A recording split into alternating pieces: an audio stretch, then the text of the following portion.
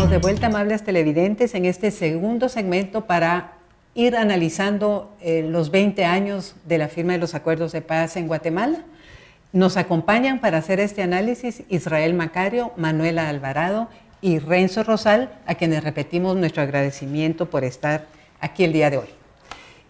Bueno, estábamos y no concluimos con Renzo explorando lo del acuerdo que tiene que ver con las reformas constitucionales y el régimen electoral, que tiene vigencia hoy, y tú estabas explicándonos que en el 99 fue la consulta popular, el referéndum que se hizo, donde ganó el no a las reformas constitucionales. Hoy estamos otra vez en un contexto similar, aunque con diferencias importantes. Ya notabas tú la diferencia de que ahora solo estamos tratando en esas reformas lo referente a la justicia. Pero estamos enfrentando otra vez un debate muy profundo 20 años después. Absolutamente, y tal parece que 20 años, aunque por un lado uno podría evaluar que han pasado muchas cosas en el país, también hay muchos pendientes. Es decir, hay un nivel de rezago, hay un nivel de incumplimiento de esos principios, fundamentos, compromisos que fueron establecidos en los acuerdos de paz. Y si en algo lo podemos ver es cabalmente ahora en el tema de las reformas constitucionales, donde estamos sometiendo buena parte de los mismos elementos que estaban planteados en este acuerdo del 96. Me refiero al tema de cómo buscar una justicia verdaderamente independiente, donde el tema de los juzgadores, hoy diríamos los jueces y magistrados, pudieran ser electos sí de carrera y de las mejores formas posibles, pero estamos hablando de una justicia, de aplicación de una justicia en un país tan heterogéneo, tan pluricultural como el nuestro, y eso, a pesar de que fue suscrito en el 96 y hubo un intento en el 99, la postergación ha hecho que el tema de la justicia se hayan incluido, digamos, otros factores. Me refiero al famoso crimen organizado, sí, la presencia de los llamados cuerpos ilegales y aparatos clandestinos de seguridad, los CIACs, que son conceptos que no están necesariamente referidos así en los acuerdos de paz, pero que ahora lo que ha hecho es que, digamos, que la carga de fenómenos, la carga de dimensiones, de problemas que tenemos como país es todavía mayor, y que por lo tanto eso que se intentó en el 99 ante el nivel de incumplimiento solo permitió que por encima se le incorporaran otras capas. Novedades. Sí, vamos a regresar a ese tema porque me parece que pudo haber estado sucediendo lo mismo en los otros acuerdos que vamos a tratar de revisar hoy, pero quería ver con Israel una reflexión sobre qué se buscó al firmar el acuerdo sobre aspectos socioeconómicos y la cuestión agraria. Perfecto. Uno de los temas ahí, podemos decirle como esencial, es cómo empezar a identificar, o dicho de otra forma, regularizar las tierras, ¿no? Que a cierta forma muy bien se puede proporcionar a los hermanos y hermanas indígenas, campesinas y no indígenas también, que están en condiciones de pobreza, y así mismo también pues buscaba mucho de ello cómo reivindicar su forma de poder desarrollar un aprendizaje también desde las comunidades, llámese de los pueblos indígenas, así mismo en las situaciones agrarias como también económicas, cómo se puede desarrollar pues un modelo económico que responda realmente a las demandas, las necesidades de las poblaciones, de las comunidades que hoy por hoy sabemos siguen siendo aún en condiciones peores, podemos llamarle, que en las condiciones anteriores, porque hoy por hoy casi a plena luz del día pues mueren los niños, las niñas, por hambre, pues nutrición, y no pasa nada, ¿no? Antes todavía se identificaba a quién se le puede echar la culpa, hoy no pasa nada, siempre hay personas, grupitos que privilegian sus intereses y no tanto de la mayoría. Eso solo nos evidencia que tal el caso del uso de la tierra, la concentración de la tierra, y cómo los campesinos luchan para poder accesar a un pedacito, cómo desarrollar una vida diferente, un modelo de vida diferente. Quizás dicho eso de paso, solo comparando un poquito, los 44, 54, en términos de 2 años, se lograron beneficiar casi a 100,000 familias. Hoy por hoy, de los acuerdos de paz, en el marco de los acuerdos de paz surge la institucionalidad, como muchos conocemos, el Fondo de Tierra. 17 años después de operar en el marco de los acuerdos de paz, apenas ha logrado beneficiar a 20,000 familias. Ese es un dato interesante y estamos ya tocando el tema de cómo ha avanzado o no lo que se acordó, valga la redundancia, en estos acuerdos. Entonces miremos ese aspecto, Manuela, en el acuerdo sobre identidad y derechos de los pueblos indígenas. ¿Se avanza, no se avanza? ¿Qué subrayarías tú en eso? Yo lo que subrayaría allí es que ha avanzado mucho en el sentido de los pueblos, de las comunidades, de las organizaciones. O sea, ha habido, por ejemplo, han surgido organizaciones de los pueblos, de las mujeres indígenas, de los Ajab, y así varios, los jóvenes, algo en educación, pero a nivel de ciudadanía. El que está férreamente resistiendo a esos cambios es realmente la institucionalidad del Estado. Dígase el organismo judicial, el legislativo y el ejecutivo. Y esto no es solo con los acuerdos de paz, tenemos que ver que desde que se fundó el Estado, eso fue para mantener, como quien dice, a los pueblos fuera de participación política y económica. Pero también ya sucede, por ejemplo, en 1985, cuando se reforma y se deja la actual constitución que tenemos, que está el artículo, digamos, la sección tercera de la Constitución, que es desde los artículos 66 al 69 y que habla de reivindicaciones de los pueblos. Sin embargo, el artículo 70 dejó como el candado, diciendo que había que hacer como una legislación interna para que se cumplieran los 3 anteriores. Entonces, siempre a los pueblos se les ha dado como esperanzas, pero la verdad es que, digamos, los funcionarios no han asumido con responsabilidad los derechos de los pueblos indígenas, en lo económico, en lo espiritual, en lo político. Y aquí también yo quisiera abordar y decirles a todas esas organizaciones, a esas personas que trabajan, por ejemplo, ahorita en la defensa del territorio, del agua, de la organización, que tenemos que dar un paso trascendental, y es la mirada política, la participación política de los pueblos, porque yo creo que nos hemos quedado mucho a nivel, digamos, de lo social, de lo ciudadano, pero ya lo político no. Y cuando digo lo político también es amplio, no me refiero solo a que llenemos el Congreso, que sería lo ideal, como ahora lo llena el pueblo de siempre, pero también desde las organizaciones, ¿cuál es ese ejercicio político de democracia, de unidad, de alianzas, de diálogo y de, digamos, de asumir compromisos?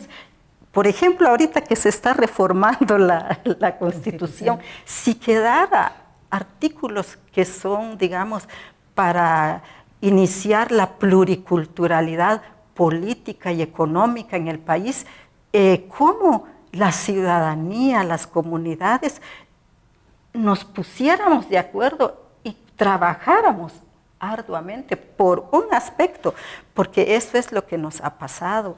Por ejemplo, los que se oponen a los cambios, ellos sí tienen su ruta, porque tienen tiempo, tienen los medios, tienen las condiciones, pero yo creo que las organizaciones podríamos reflexionar en eso, pero no solo las de las comunidades, sino también las iglesias, las universidades, los académicos, los intelectuales, como lo hace Abansco, que ha dado mucho en la investigación y que también son trabajos de consulta y de mucha luz para los pueblos. Gracias, Manuela. Vamos solo quiero yo hacer una intervención aquí, porque me llama la atención. Hay un momento en que Manuela nos ha hablado de los funcionarios, ¿verdad?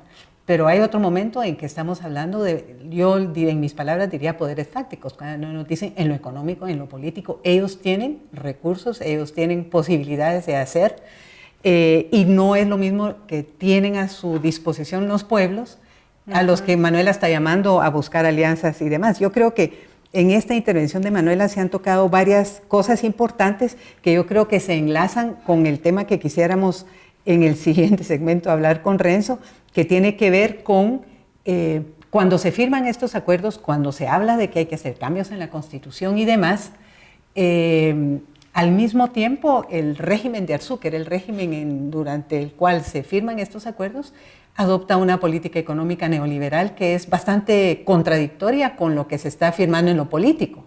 Entonces yo lo relaciono con la reflexión que hace Manuela en el sentido de que siempre ha habido una oposición fuerte a aquello que se firmó y que pareció ser una posibilidad política para el país. Pero yo lo dejo planteado así porque no nos va a dar tiempo de entrar en este segmento a fondo en esto, pero con eso comenzaremos el siguiente segmento. Amables televidentes, estamos de vuelta en breve. Les recuerdo la entrevista.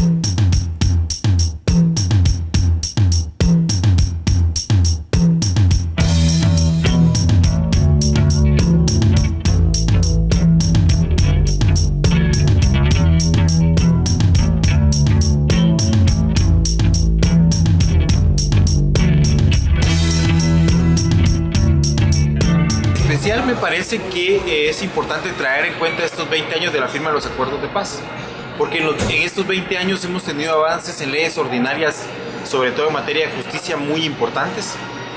Estas reformas han tenido que ver también con leyes bastante democráticas, a pesar de los contextos represivos y discursos de mano dura políticos que hemos vivido.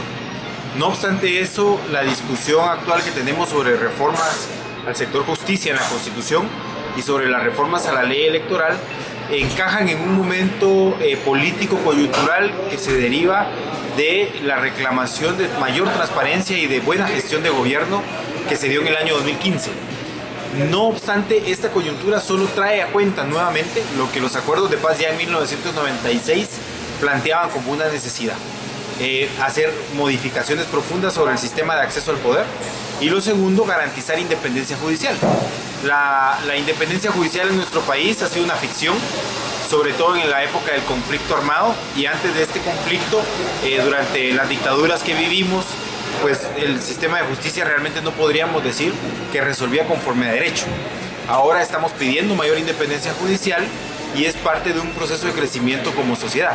Y con lo de la ley electoral me parece que hemos dado un avance importante en cuanto a tratar ya de democratizar el acceso a los medios de comunicación por parte de un partido político, y el tema del reconocimiento del voto en el extranjero, que me parece que es otro de los grandes avances.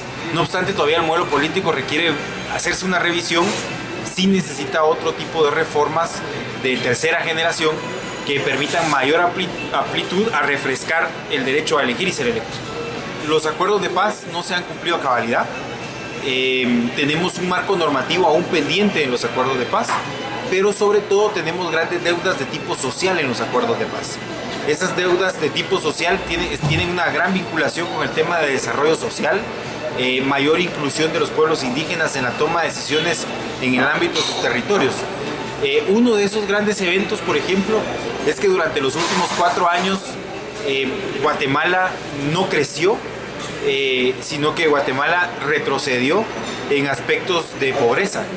8% más de la población es pobre, mientras que otros países de la región lograron avanzar en disminuir la pobreza. Nosotros profundizamos más la pobreza.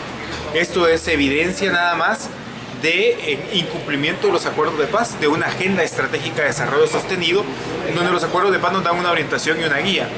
Pero, por ejemplo, tenemos una reforma institucional del Estado que también nos marcan los acuerdos de paz y que aún está pendiente en muchos eventos. ¿Qué es lo importante mencionar a estos 20 años? Hay generaciones, por lo menos 2 generaciones, que ya nacieron en paz, y estas 2 generaciones que han nacido en paz tienen la importancia de casar la agenda coyuntural de transparencia y buen gobierno con la agenda histórica de desarrollo social que el país necesita. Yo diría que es estratégico 3 temas en el tema de reforma constitucional. Primero, el tema del reconocimiento del derecho de los pueblos indígenas. Cuando hacemos reconocimiento del derecho de los pueblos indígenas, estamos reconociendo que existen métodos, procedimientos y autoridades que dentro del ámbito de la legalidad pueden darle resolución a los conflictos diversos que surgen en el país. Es decir, queremos construir bien común, no simple justicia, sino construcción de bien común. Por eso es que actualmente en Guatemala ya hay muchos lugares donde se aplica derecho de pueblos indígenas. Y lo que estamos haciendo al darle reconocimiento constitucional, sujetarlo a un marco internacional de derechos humanos, es permitir que esta resolución de conflictos tenga legalidad y por lo tanto haya mayor construcción de paz social y de bien común. Eso creo que es estrategia. Otro de los eventos importantes que se ha puesto aquí en discusión y que lo hemos mencionado hace unos momentos es el tema de independencia judicial. Estamos hablando de un sistema donde exista el Consejo de Administración del sistema judicial. El magistrado se dedique a aplicar el derecho y otras personas expertas como administradores, auditores, expertos en recursos humanos se dediquen realmente a la gestión del organismo judicial. Eso es fundamental y eso profundiza en la independencia externa e interna. Y un tercer tema es el tema de antejuicio. ¿En qué sentido? Tal y como está el antejuicio actualmente en la Constitución, no se ha vuelto una prerrogativa real sobre el funcionario, sobre el puesto del funcionario. Se ha vuelto una mala utilización para protegerse de investigaciones incluso. Lo que se promueve con esto es que pueda existir una verdadera, ante cualquier denuncia, una verdadera investigación para que si existen verdaderos fundamentos poder ir ante la justicia a pedir que se quite este antejuicio. Eso protege el cargo. Y ahí hay que tener muy claro que no estamos buscando o no se busca proteger a la persona, sino que la propuesta lo que busca es que se proteja el puesto como tal por la importancia que este tiene y los ataques que puede sufrir.